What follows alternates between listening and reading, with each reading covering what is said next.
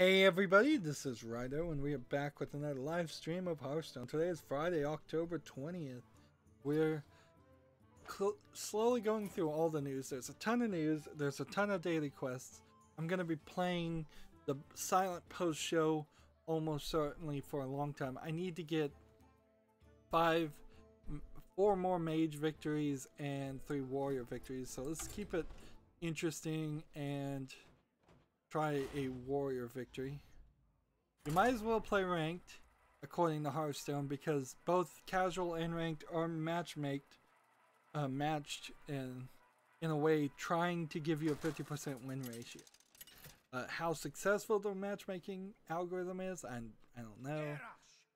It seems like you can get above 50% win ratio if their networks are messing up and you're having a bad connection sometimes, but otherwise it seems very difficult to get a good run of wins, at least for me.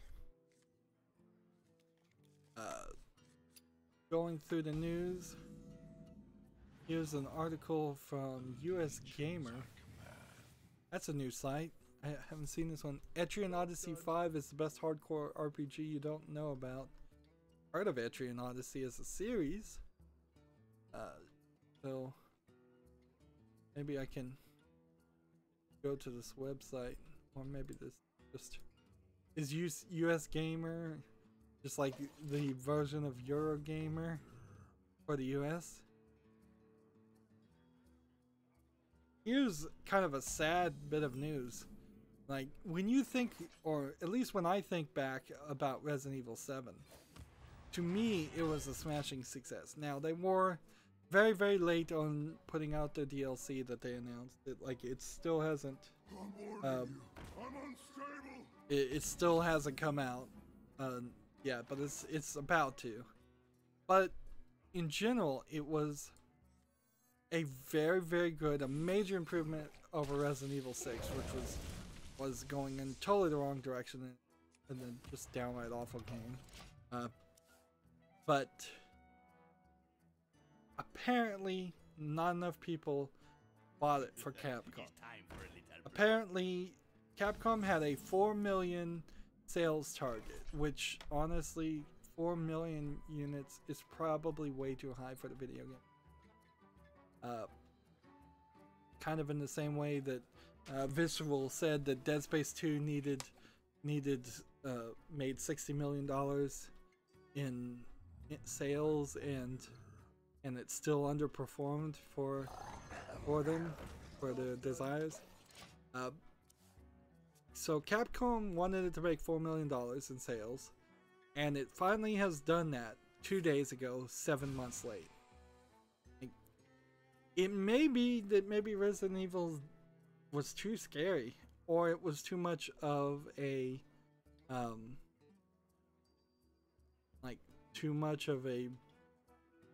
streamer type of game, and so too many people watched it on the streams. Like, I haven't bought the game. I want to buy the game, but I was waiting for it to go to the gold edition.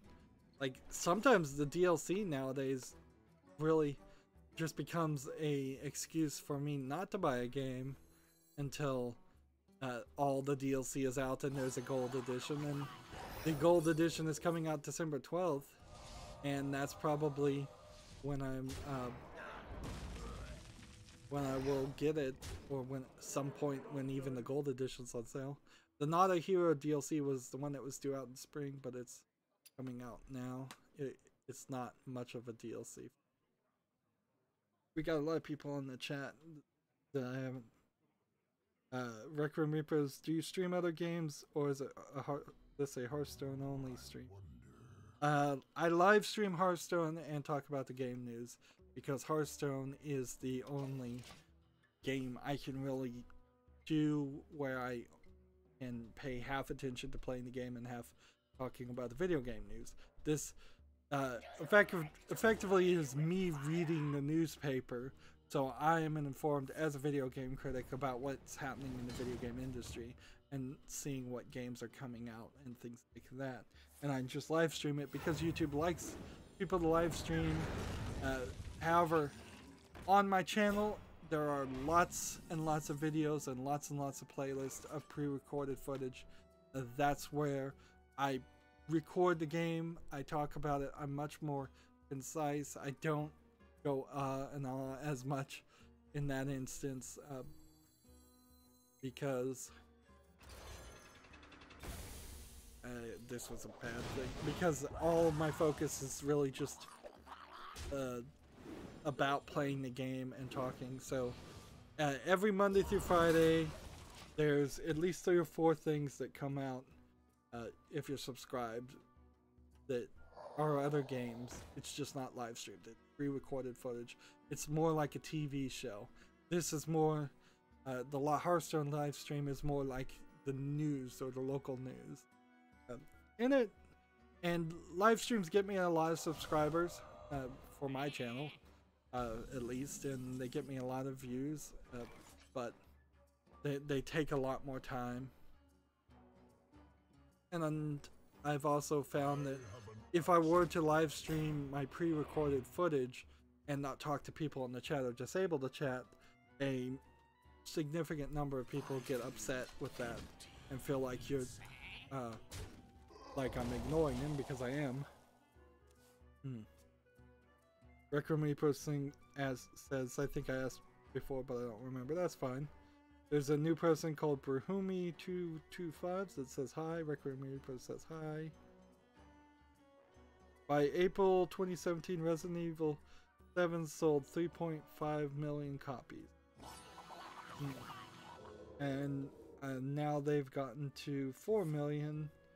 And the question that very few people, I think, can accurately answer, or at least I can't accurately answer, is how many video game players are there actually out there, in the sense of people that would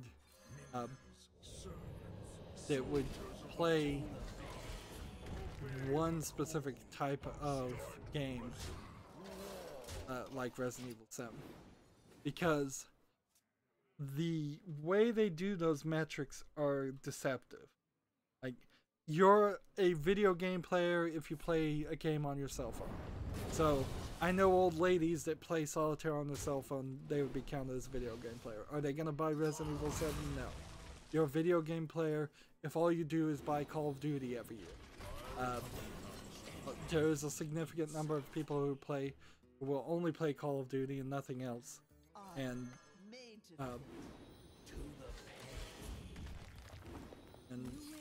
so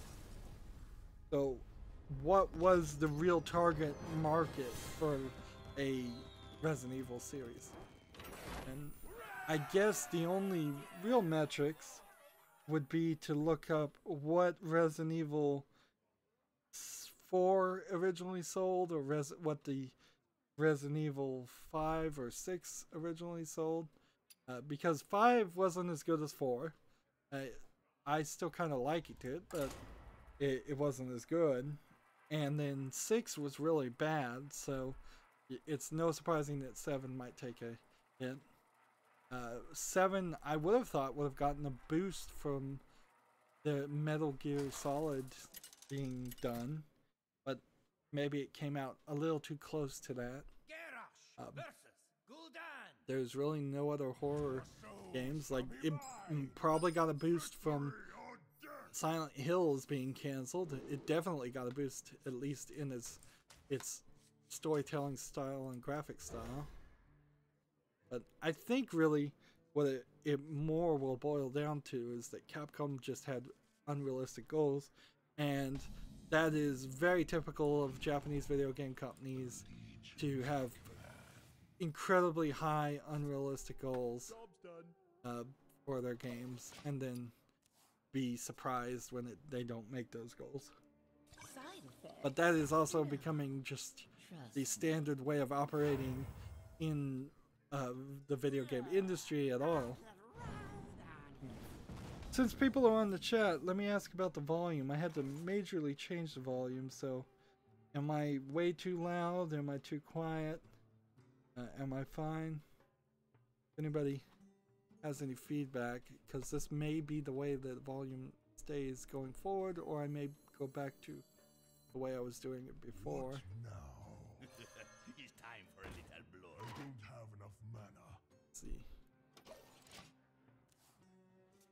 Here's an article: 10 worst Hearthstone legendary cards. Acid Maul is number 10. Really?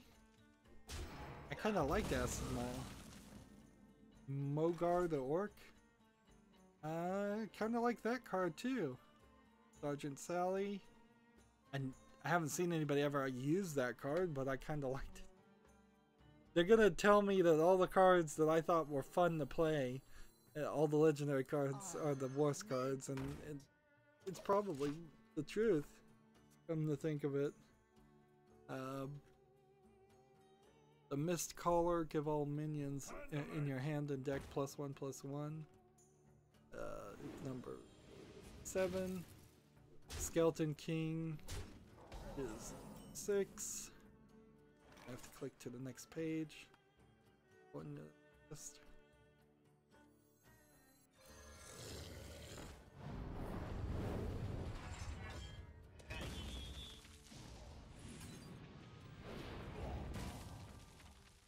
Strike. Let's see. Flame Leviathan is number 5. Millhouse Mana Storm is number 4. Hemet Nezingwary is number 3. Okay, I will agree that one is a bad legendary card, because Hemet Nezingwary only destroys a beast as a battle cry, and that's a ridiculous card to be a legendary. Could have been a epic instead. No. Battle detected. Strike. Let's see, the Boogie Monster is number 2. I don't really have a problem with that. And then Wilford Fizzlebang is number 1, and I have no.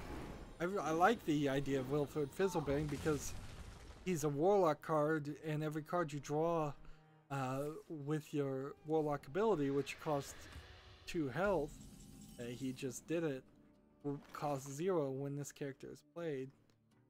Like, this is a bad list. I think I can think of 10 more deserving bad legendaries. Deal 3 damage, all undamaged. That would be nobody. Back to work. Battle commencing.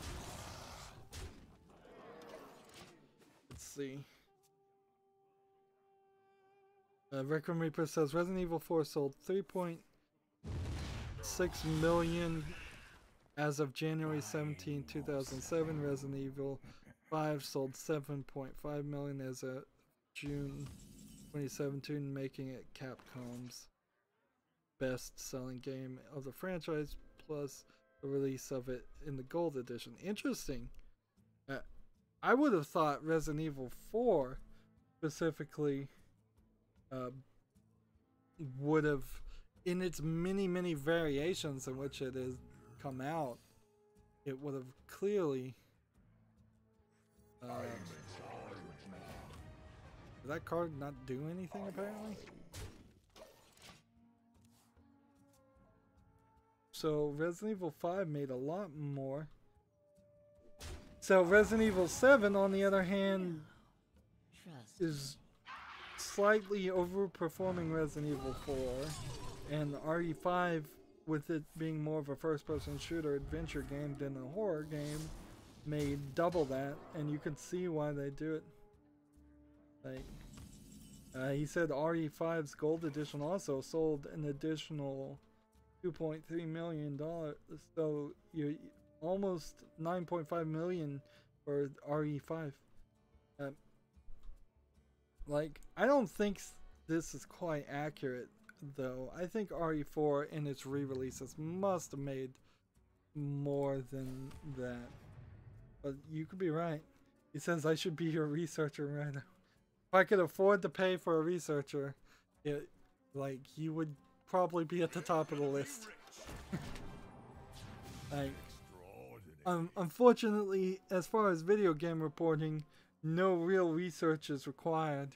a Google search suffices even for the biggest of the biggest people. Right. And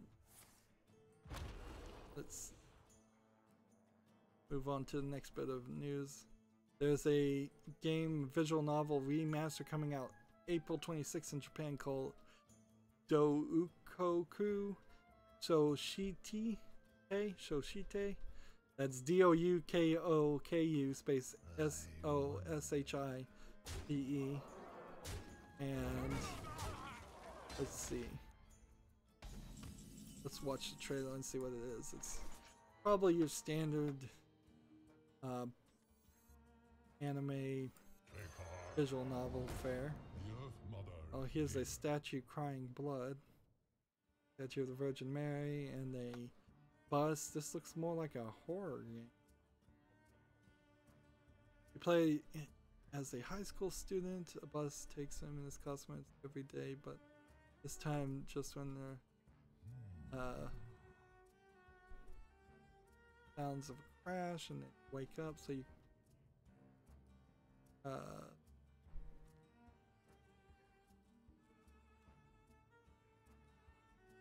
what is going on? It's like a killer with a chainsaw is coming after you and you're trapped in what looks like a hotel murder thing. Get in there and fight, maggot! Yeah, bus crash happens. You wake up in this room with your classmates, and you can visual novel your way through that. I guess like I need to make sure to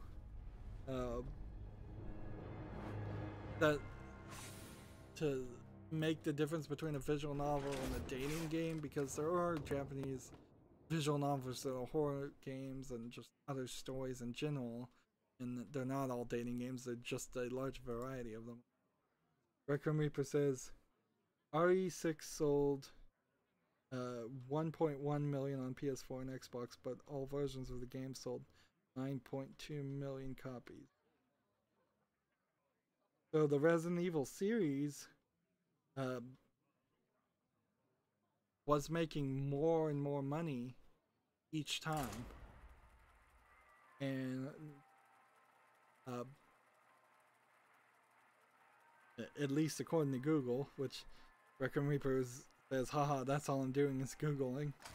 And it's like, yeah, that's exactly all I would be doing too. Just takes too long. So I generally just speculate baselessly and wait till somebody corrects me.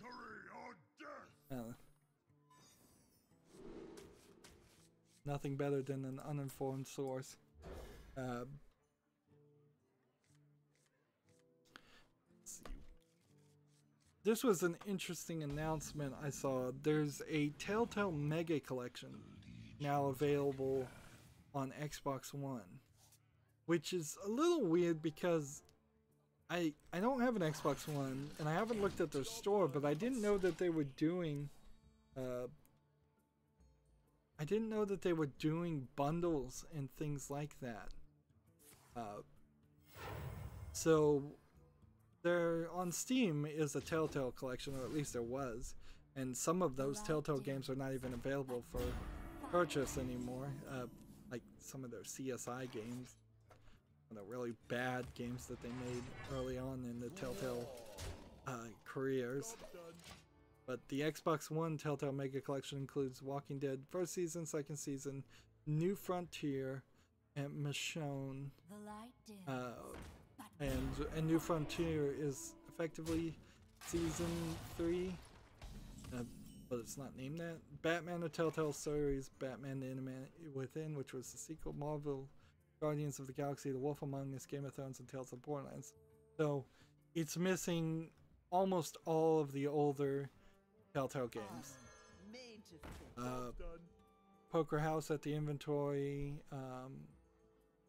Sam and Max Games. They're famous for being awful. Jurassic Park game, Back to the Future.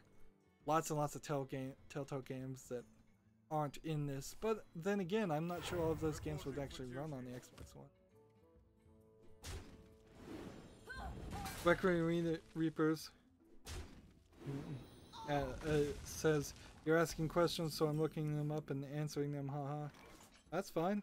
Like, the more comments that happen on a YouTube video, the more the videos get promoted, the more people come into the conversation. It literally, one person just talking and posting a lot. There is a certain point where you can't spam it because YouTube will stop you, but you have to post like 8 messages in a minute. One person just talking in a chat can get a second person, can get a third person, can grow the chat to the point where you get to the level of some of the chats of the big streams where everybody is talking so fast that it's just streaming way too way too fast. But that's good. That's good for my live stream. It gets more views, and only like 1% or 10% of the people that are watching ever bother to get in the chat. So people talking also help other people who just want to watch. Requiem Reapers, have you managed to get Arthas yet? Yes, I did. It took way too long, and it was not worth the effort, in my opinion, at all. Like, it really sucked.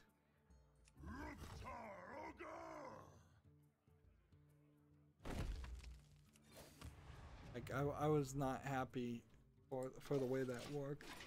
But yeah, I can show you Arthas when I get out of this game. And Requiem Reaper, so now I'm your researcher and promoter. That's right. That's how famous people work. Is we get our fans to do everything for us for free, and do all the promotion. That's how I'll become a famous person, I'm sure. Everybody's a promoter. Like the way YouTube is set up, if you're watching the video, that tells the artificial intelligence that promotes videos to other people to promote this video. If you're thumbs upping it, it tells it to promote it. If you thumbs down it, it supposedly tells people to watch it. People watch it also, because it's all just called engagement.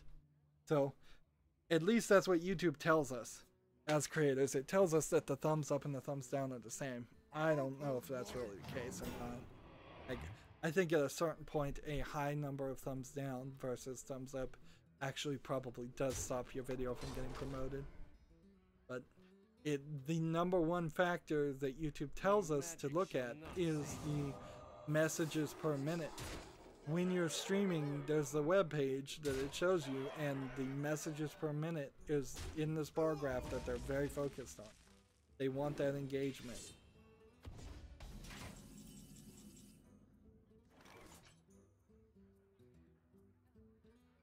And of course I want people to promote me outside of YouTube also. So that's why I have all of the Twitter and Facebook and Google Plus and all those services, is to convince people and ask people to make sure they know when new videos are available and tell their friends. Like, YouTube does a pretty awful job of promoting any individual channel, so it is helpful to try to get real people to say, hey, this guy's cool, you should watch his videos. I like it. Requiem Repo says, well, I hope to bring you as much attention as you can. Just for fun comes on, this guy never talks about Hearthstone. Yeah. And Requiem Repo says, and question mark? I've been playing Hearthstone for about 2.5 years, so now, yeah, I'm a little burned out on that. That's not completely untrue. Like, I don't have in my head all of the any special knowledge or any special ideas. So I'm also not really paying too much attention on the Hearthstone. The Hearthstone is just kind of the video to the background. I'm trying to talk to the chat and I'm trying to cover the video game. So here's Prince Arthas. Here he is. Here's what he looks like. He replaces Uther. To get him unlocked, you have to play the free Frozen Throne Ice Crown event and beat the Lich King with every single character.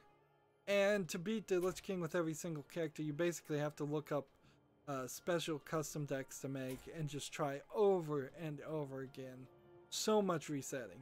It took me probably a full week of extra effort to unlock Arthas. Was not worth it. Let's go back to mage victories to just keep this slightly interesting. Which round? Not getting very far very quickly. Requiem Reaper says, he's the streamer, he can talk about whatever he wants, lol. I love Prince Arthas more than Lady Liadrin in my opinion. I think they overvalue the new characters as something that is important or even something that's worth anything. The fact that you have to pay, I think, $10 for some of these hero replacements is ridiculous. If I was running Blizzard and Hearthstone, I would have said, look, at the 2-year anniversary, we're going to give new art and new lines of dialogue for all the heroes just to keep it interesting and throw some more characters. And it kind of in the same way that like Overwatch has different skins during the Halloween events for all the characters. I wouldn't charge people for that. I wouldn't put it in loot boxes. I wouldn't do anything like that because what your hero looks like is really not that important.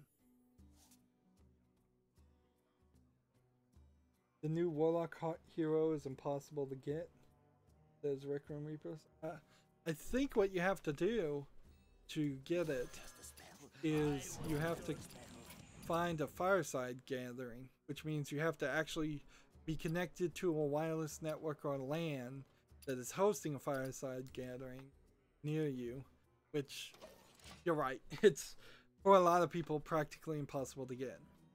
Like, and Hearthstone is one of those games that if you were just living on a farm in some place and you were like 10 miles from the closest city or 100 miles from the biggest city, which you can do in the United States, like you would probably have to make a special vacation just to do a fireside gathering.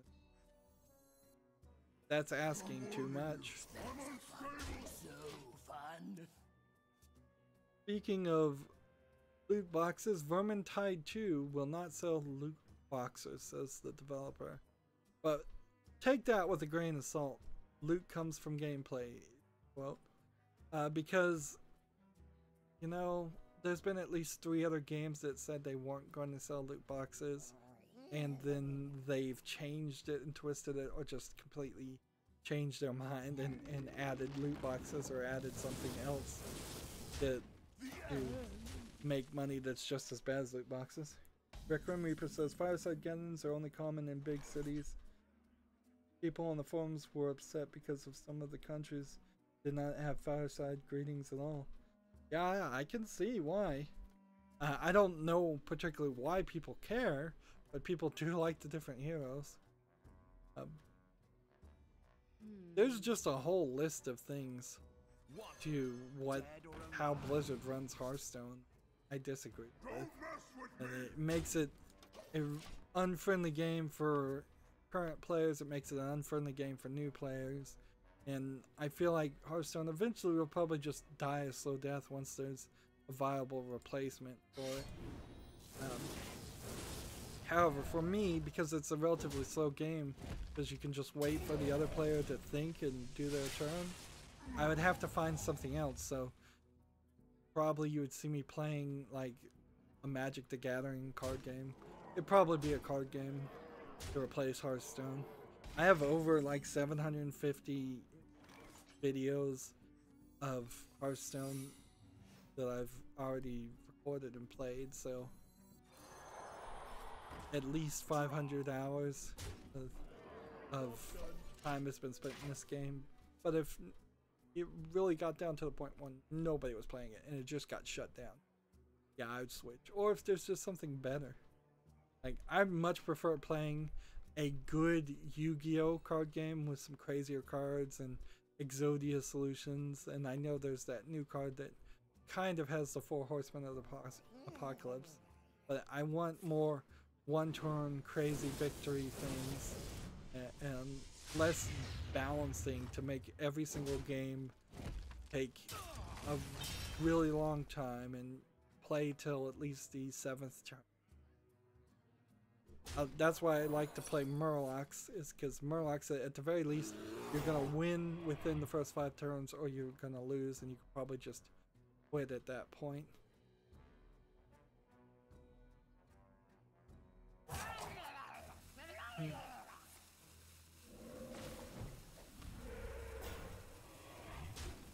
Recom Reaper says, it's a shame that Shadow War has loot boxes. It's still a good game, just pointless. The reviews I've been seeing says that by the time you get to the end of Shadow of War, because the story isn't really that good, like, loot boxes are not, it's actually not that fun to play, which that kind of is just yet another slap in the face to the players. Is like, it gets really tedious and boring at the end.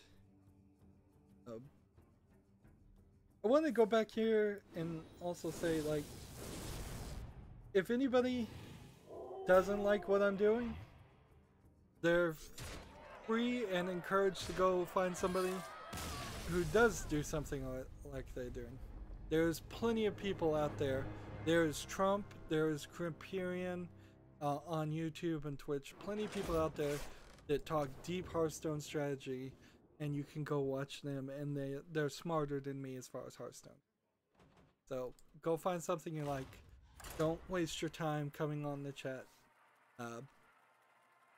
complaining about what I'm not doing or try to backseat vibe, because that's gonna quickly lead to frustration on both sides and you getting blocked on my side if it comes up. I just had to deal last week with somebody who was constantly asking me to do something that I told him I wasn't going to do because it wasn't fair to the other viewers, and he would ask again and he asked again. I finally told him no more firmly, and then he just started attacking me. And I'm like, why are you wasting your time? Why are you coming on here? Why are you making alternate accounts? You complain about my video. If you don't like my stream, go away. Go find something you do like. Go in peace. Requiem Reapers, Hearthstone doesn't want one-turn kill combos.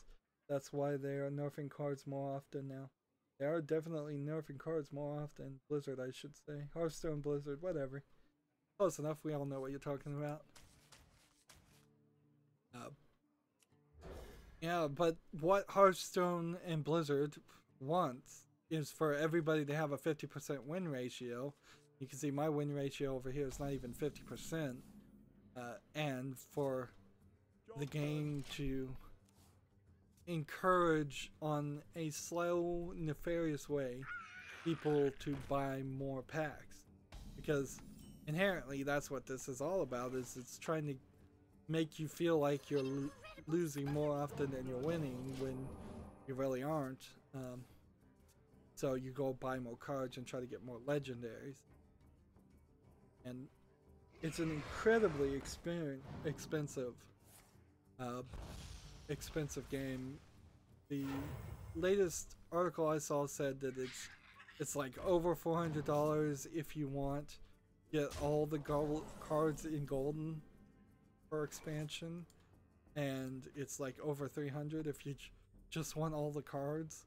and that's for like the famous Twitch streamers that are making a living off watching, having people watch them and having people know that they have all the cards. I found it first.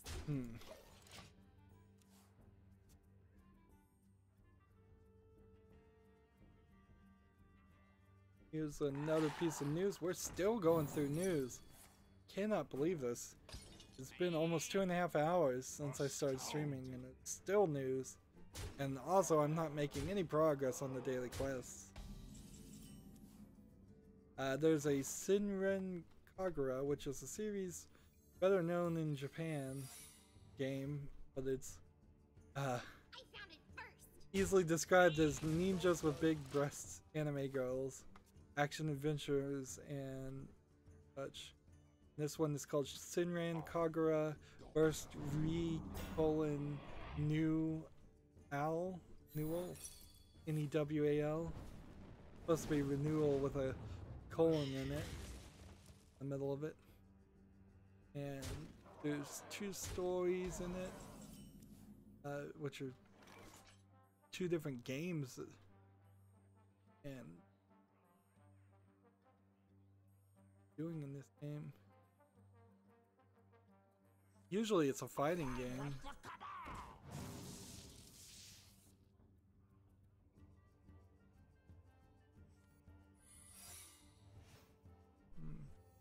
late. I'm late.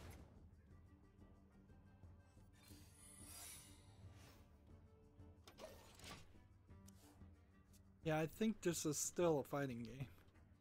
But it might be a fighting game visual novel. It's due out on the PlayStation 4 in Japan on February 22nd, 2018. And one of the stories is being sold as an action game. And yeah, you're running around beating up people in a fast sword swinging game. Kind of like Dynasty Warriors, but even faster. Let's go through this whole list here. And then the other game is an adventure game. At least they put out 3 trailers, one labeled action, one labeled adventure, and one labeled Shinobi Transformation. Garrosh versus Nemzi. They might actually all be half adventure, half fighting. Victory or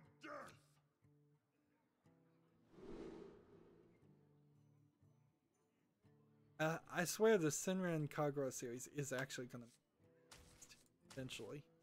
They're just gonna keep pushing it until it does. Requiem Reapers, I spent too much money on Hearthstone. I hardly play anymore to the point where I'm missing card backs for the month. Yeah, and card backs in particular kind of suck for new players because it's a lot harder to even get up to rank 20 if you've just got new cards and you're just a free-to-play account that just started. At some point they're gonna come out with a Shinran Kagura complete collection in the West, and I'm gonna end up getting too much advertisement on it. I'm sold on it even if it's not good. I feel empty inside. That's probably the worst thing you could ever do with the coin, is just get 2 armor. Let's see. The ReZero Life in Another World VR game for PC is now available via dlsite.com in Japan. That's a VR... I don't know if I ever even figured out what this game was. It's a PlayStation VR thing.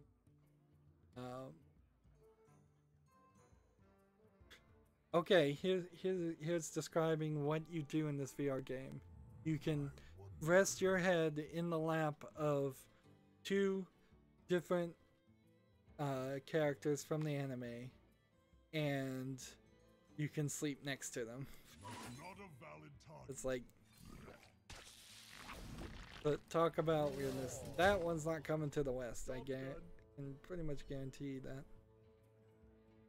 And I think that's all the VR thing is.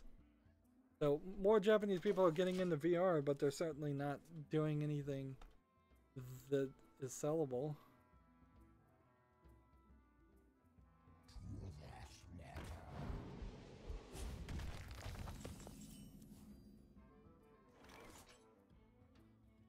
Have I? Maybe I'm getting close.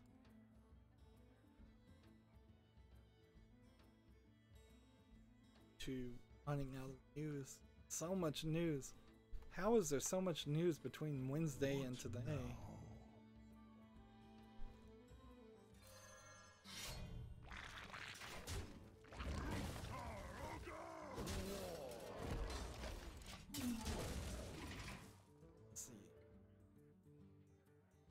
Let's see, this is so weird. I'm looking at a article for another Sword Art Online game, Sword Art Online Fatal Bullet, to launch on the PlayStation 4, Xbox One, PC, and PC in February 8th of Japan and early in 2018 in North America and Europe.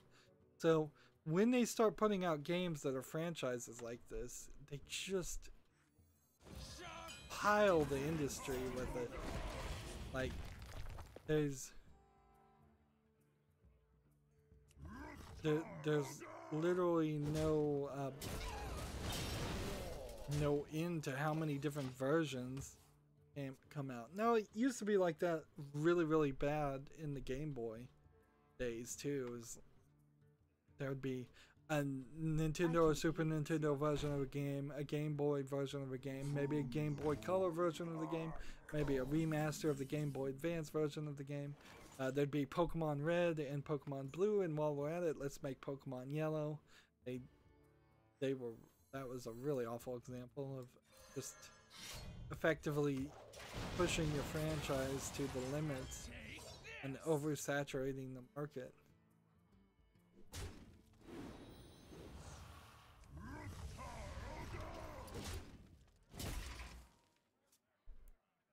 Here's some more news. Resident Evil Revelations 1 and 2 are coming to the Switch, which that's not new, but they are going to have an exclusive retro mini game that looks kind of like Ghosts and Goblins, but maybe it doesn't play like that. It's called Ghost Ship Panic. Watch the trailer. No, this is a different mini game. This is just a top-down, kind of light gun shooter thing using a mouse. How do you do that on the Switch with just the controllers?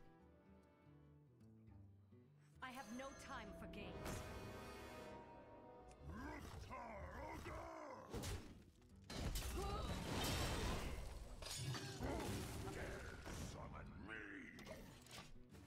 That's one things. And then the other mini game is called Ghouls and Homunculi. That's for RE2 Revelations, and it is just Ghosts and Goblins clone. I don't know how many people would want to play Ghosts and Goblins or Ghosts and Ghouls, which are actually separate games. Or Ghouls and Goblins, I think is actually its name. They're two separate games that look exactly the same.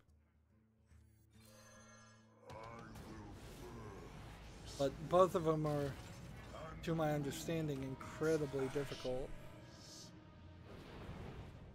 Let none survive.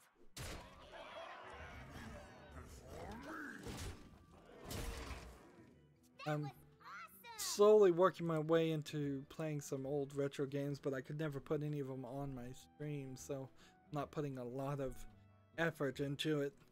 But I'm gonna, if I go play an old game, it's gonna be like Mike Tyson's Punch-Out on the NES, something short and sweet and something I have nostalgia for. It's not gonna be going back and playing Final Fantasy 3 or like trying something really difficult like the Mega Man games. That I never played. Requiem Reaper says, I added you on Steam if that's alright. It's perfectly fine. If I didn't want people to add me on Steam, I would have never put my Steam link there. That is perfectly fine. In fact, it is great because I've really wanted to have more people follow me on Steam. But Steam is such an odd system in itself because you don't really benefit to any of that. Except, there we go. Like, you really don't benefit by friending people on Steam, and I don't play people online, play with people online or anything, and since I'm pre-recording footage or streaming all the time, I don't chat through any service besides YouTube's chat. So, yeah, as I'm saying it, Requiem Reapers puts up, we should play a game sometimes when you're not streaming, and the truth is, I never play games when I'm not making content. It's 100% the job. It has to be. That's how I have over 5,000 videos on my channel, is because I am constantly playing a game and pre-recording it and doing that. There are a few examples where if I could really be certain that people aren't going to jump on the voice chat and say something inappropriate that will get my channel deleted or demonetized, which is a big issue on YouTube these days. I do have a desire to power level right now Borderlands 1 because I've already covered all of Borderlands 1 in the first playthrough, but I would like to power level my character all the way to the top and finish and do like a second playthrough, but I don't really have time for that.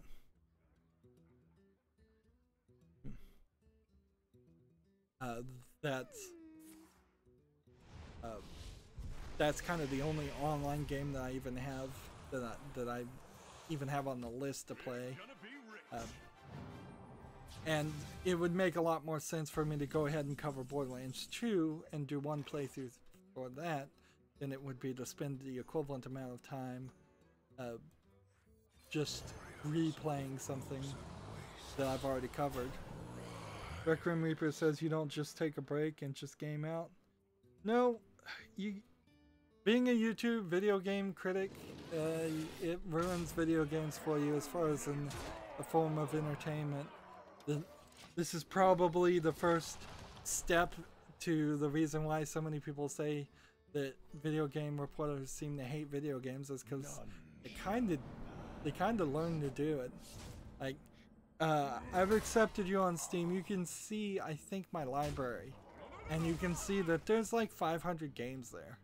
I've maybe covered 80, maybe 100 of them, so there's at least 350 more games to cover, and I've just got so much abundance thanks to Steam sales that playing something not for coverage just doesn't make sense.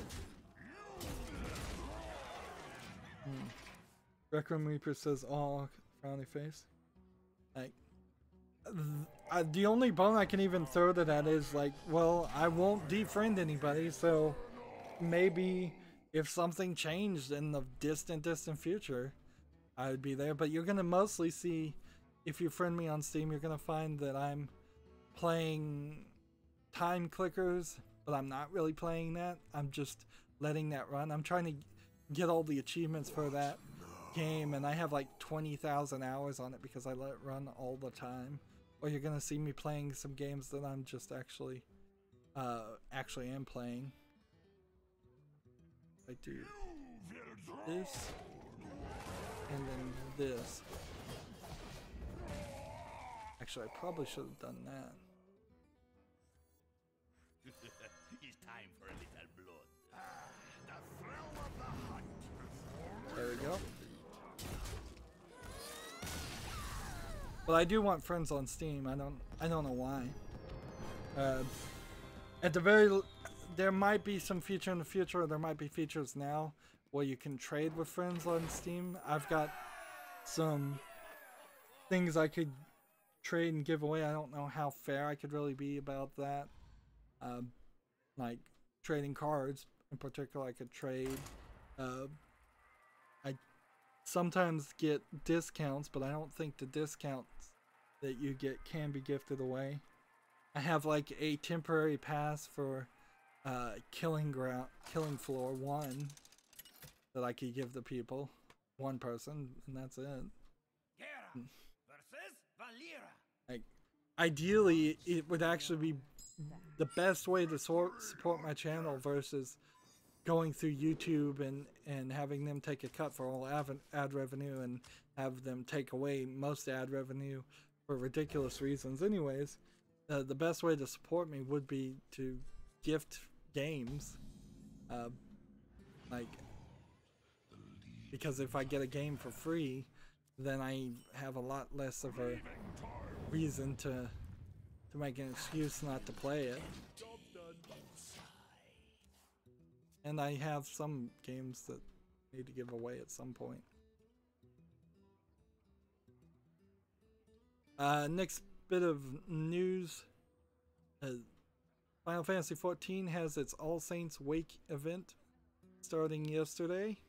You can get costumes and collectibles for your Final Fantasy XIV characters. Final Fantasy XIV is the online game, not Final Fantasy 15. Yeah, it's the MMO. They're still pushing that.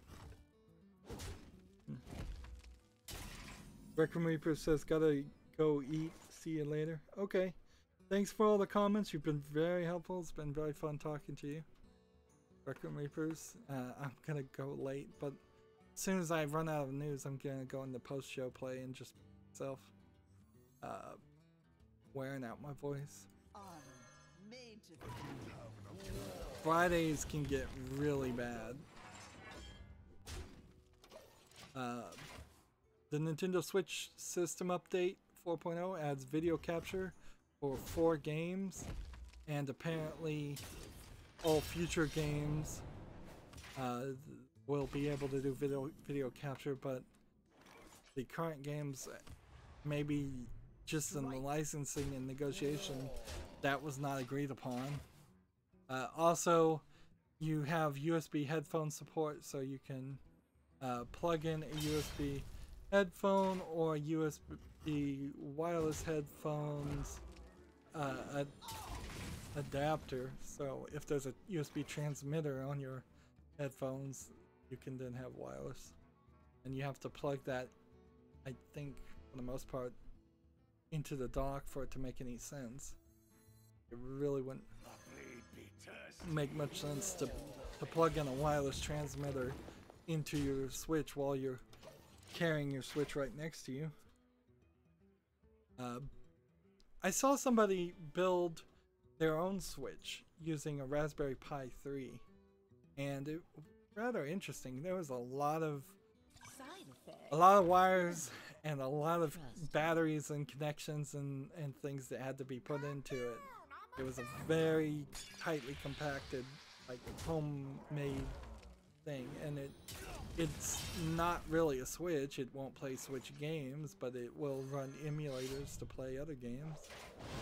And it's a nice big screen, and often when you see somebody make a emulator console that's portable, they go way too small for little kids' hands, and frankly I would much prefer the big screen and the far apart connections of the Switch, even if the buttons are in the wrong place. Apparently Pokemon Go was going to introduce Generation 3 characters today, or a couple days ago, I guess they did. People talked about it before it happened, and then people stopped talking about it. I don't think it was a really big deal. Mafia: The City of Lost Heaven comes to good old games after being off of Steam for, I believe, 5 years. Just slightly over 5 years. The game Mafia: The City of Lost Heaven has been off of Steam and now it's coming to good old games. I don't understand why you would do that. Why not bring it back to Steam? Like, it literally could just come back to Steam probably for free, but maybe you would have to pay the Steam Direct entry fee of $100 to have your game again released. The only reason I could think is that they specifically didn't want DRM in their game. Or maybe the people that buy games on good old games don't care.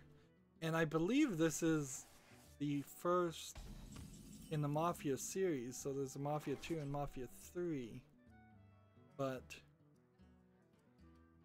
there's Mafia 3 was drastically a different type of game, going in a different direction. Tried to be interesting.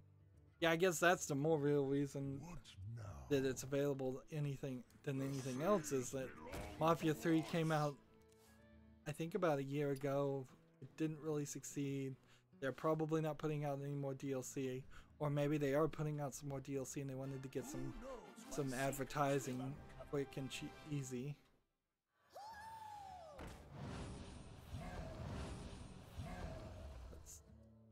Already talked about that. For some insane reason, GTA Online has transforming races. Transform races. It's not. I don't think it's Transformers, but it is cars that transform like Transform. I don't think they have the license. No.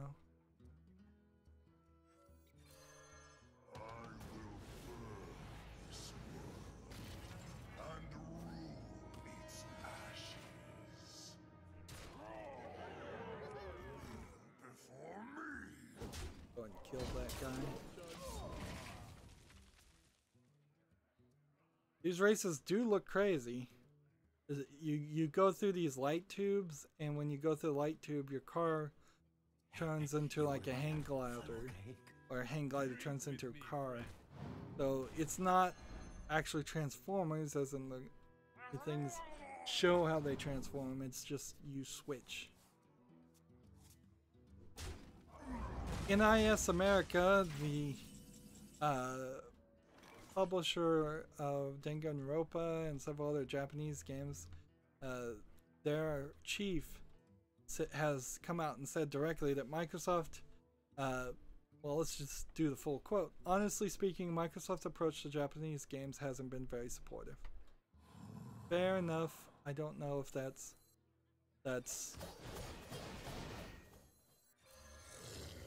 an intentional thing, or if it really is just the way things are, or maybe the Japanese companies are asking for more support than realistic. I imagine Microsoft is pretty hands-off and not very supportive of everybody.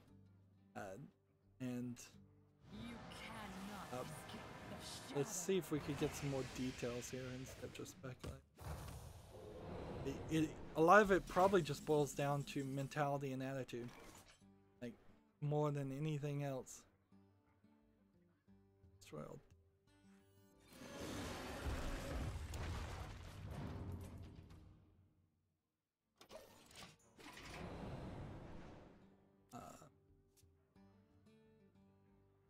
They have a minimum order quantity for their games, and their whole structure isn't really geared to niche games or smaller games like Japanese styles.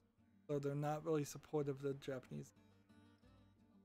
So that's the main issue right there, is that Microsoft doesn't want you to put a game on their console if it's only going to sell 1,000 units. And in Japan, selling 1,000 units of a visual novel is probably a big success.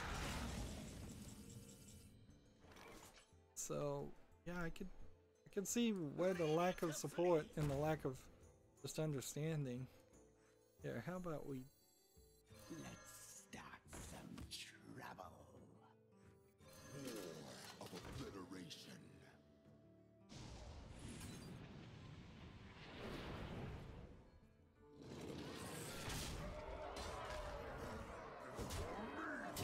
I should have killed this. That would have been a lot better. Is there any more detail? Or any more quotes?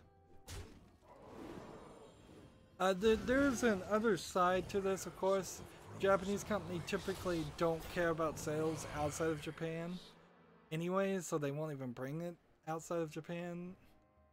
Or if something sells, say, 1,000 copies in Japan and then 1,000,000 copies around the rest of the world, some Japanese video game companies and companies in general will still say, we're so successful, we sold 1,000 copies in Japan, and they don't even care about the rest of the world.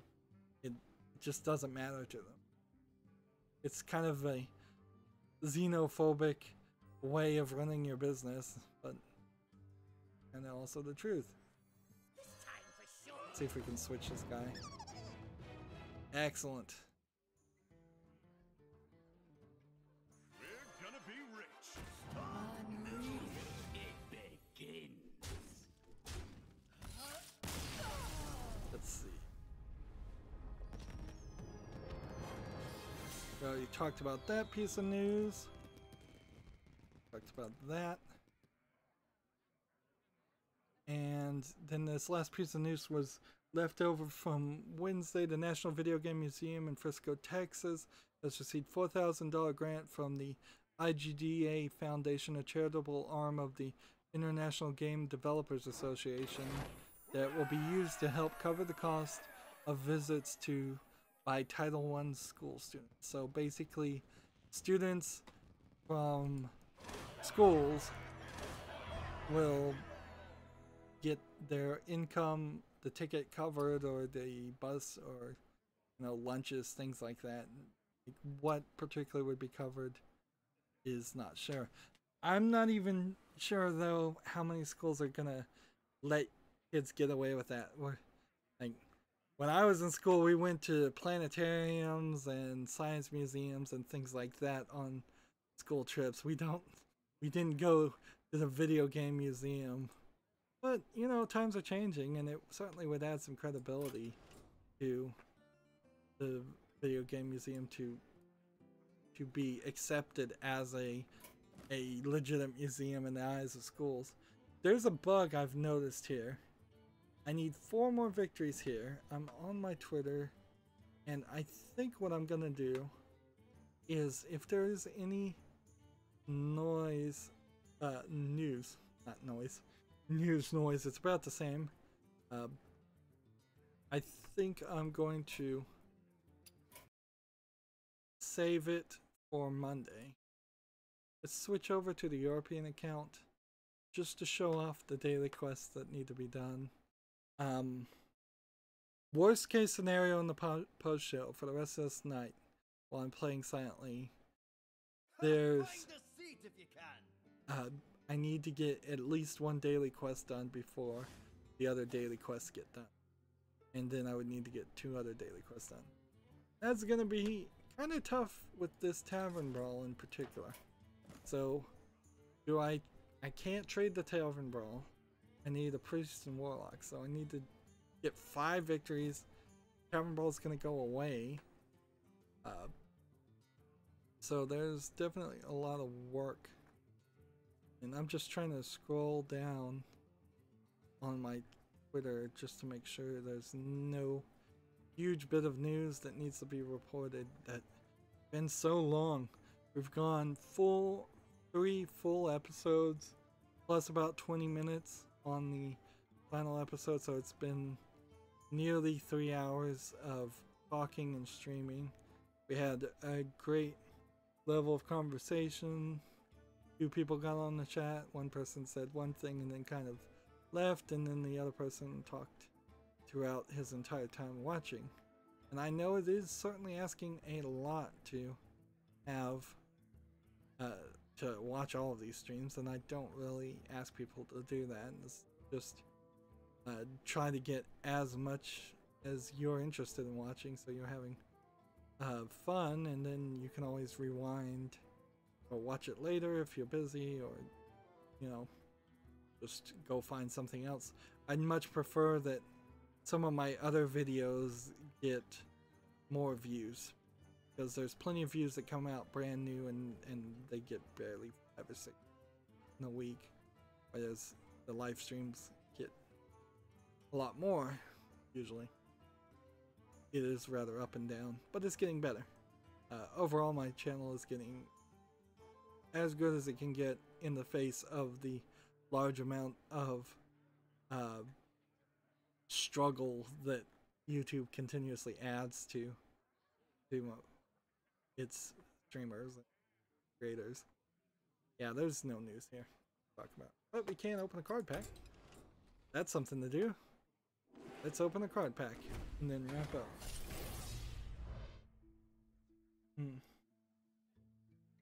Requiem Reapers says, I'm back, my friend. And Chat Arena Draft. No, I don't have the gold or any extra arena drafts. And we're all gonna get, everybody's gonna get free entries to the arena draft. Anyways, I wouldn't be opposed to a chat arena draft at some point, but ain't super fair if it's just gonna all be Requiem Reaper picking for me. If I'm gonna do that, I would much prefer to use the Hearth Arena app that I was using earlier in the stream, so that I can have a better chance of winning. I want to get up to 5,000 gold, if not 10,000 gold before the next expansion, because people love the card pack opening. When the next expansion happens, I would like to be able to open at least 50 packs of the new expansion and at least 50 packs of classics, so I can fill out my collection, particularly on the European and Asian accounts, which are only about 4 or 5 months old and they need a lot of cards. Well, Requiem Reapers goes, please, nope. If everybody could just beg me into spending 150 gold each time, I'd never be able to do the card pack openings, and people like the card pack openings a lot more. That's gonna be it for this stream. Stay tuned for the Silent Post show. Thank you everybody for watching, and continue watching if you just want to hear some see some silent Hearthstone play.